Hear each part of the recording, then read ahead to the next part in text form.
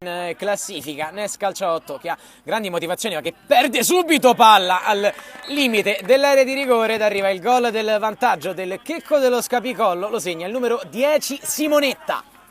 Di Checco, poi da fuori Simonetta col destro, è un gol pazzesco quello che segna Simonetta, è mancino ma non si vede, un gol pazzesco di Simonetta, 2-0.